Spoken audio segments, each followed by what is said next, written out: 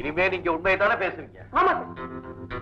லெட்ஜர்ல bank balance 6 லட்சம் ரூபாய் எழுதி, பேங்க்ல இருந்து வந்த ஸ்டேட்மெண்ட்ல 5 லட்சம் ரூபாய் இருக்கு.